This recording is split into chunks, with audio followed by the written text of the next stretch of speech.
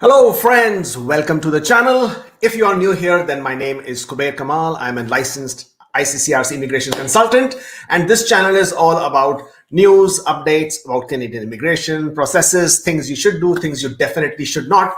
Taking you to my Twitter account, and this particular tweet which came from GC Room from the Transport Government Canada website, which is we are extending the NOTAM, the notification to airmen, restricting all direct commercial and private passenger flights to Canada from India until the 21st of September 2021. Wow! This is the tweet from Omar Al-Gabra, who is also the Minister of Transport in Canada. Protecting the health and safety of Canadians continue to be our top priority.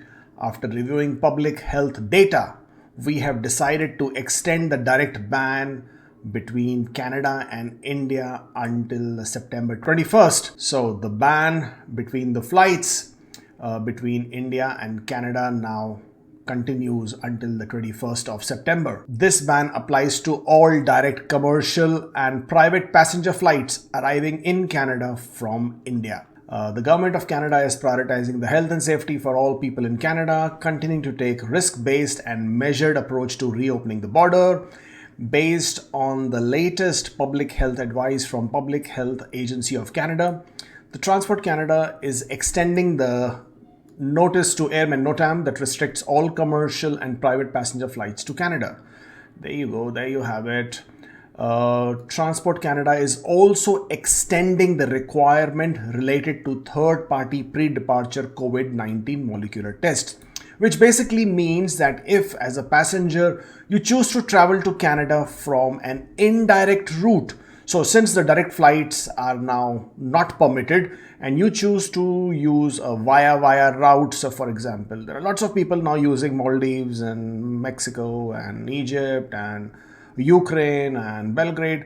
It basically means that a passenger who departs India to Canada via an indirect route will continue to be required to obtain a valid pre-departure test from a third country other than India before continuing their journey to Canada. So basically they do not want the pre-departure test from India, but they want it from another country from where you will be taking your flight before you come to Canada. And then of course NDTV is also carrying the same news about the ban being extended. So obviously now all the mainstream media is going to pick up on this news and talk about this ban being extended until 21st of September.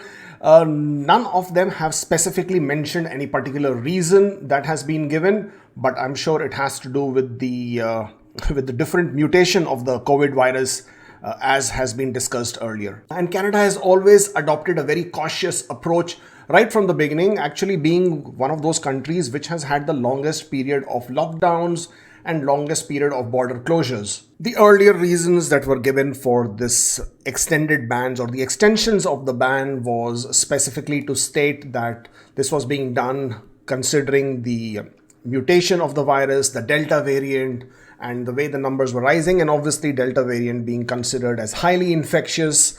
Though Canada is moving quite fast with their vaccination program, and a lot of people are being vaccinated, with the last figures indicating more than 60 to 70% of Canadians, residents and permanent residents and citizens are now fully vaccinated, and at least 80 to 85% have at least one dose of the vaccine, which are all very progressive and very promising numbers. The concern with the variant remains, and the concern with the infection remains, and I guess Canada has now decided to take a more cautious approach while also taking into view what is happening in India across different states, across different cities.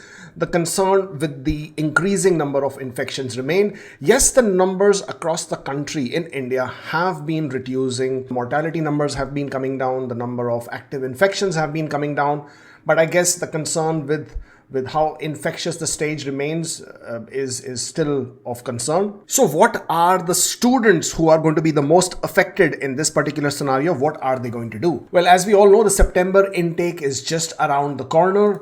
And in this September intake, a lot of colleges have chosen to adopt a hybrid model for their study, whereby a lot of classes will be conducted in person. A lot of students are going to miss out of that classroom experience for their education, and therefore there are a lot of students out there, not only a lot of students, but a lot of permanent residents who are stuck back in India, a lot of workers who are stuck back in India.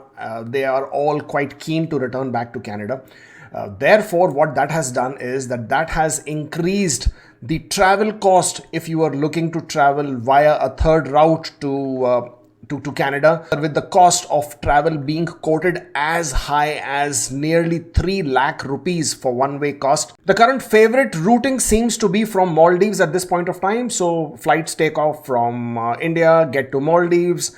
Since Maldives provides separate islands where people do not mix with the local residents and citizens, so therefore there is no requirement for quarantine. Once you get to Maldives, you can very quickly take your RT-PCR test. You get reports in a day, maximum 2, and you are then able to take a flight from Maldives to Canada. A lot of travel operators in India have now started offering some sort of charter operations or some special operations with these airlines, and therefore passengers are then offered a complete package deal whereby they are now traveling from India to Maldives, and then these travel packages offer boarding, lodging, all meals included, cost of transport within Maldives, cost of RT-PCR test is also included. But in spite of all that, 3 lakh rupees for a one-way air ticket to Canada is still a very, very hefty price to pay, considering under normal circumstances, one-way air ticket would not cost you more than 75 to 80,000 rupees. So this is nearly 4 times more than what the normal cost of the tickets is. The other favored route is also via Mexico. Then there have been reports via Egypt, via Serbia, via some other cities in Europe. These have also been tried and tested before. Qatar was also another route that a lot of people were taking, but that sort of did not work. Rather, that is not feasible anymore, since Qatar has now imposed on arrival quarantine, for which basically makes that route a bit unviable, to say the least. Therefore, at this point of time, Mexico and Maldives is considered to be the most viable and best route, provided you are willing to pay that hefty prices of 2.5 to 3 lakh rupees for your one-way air ticket.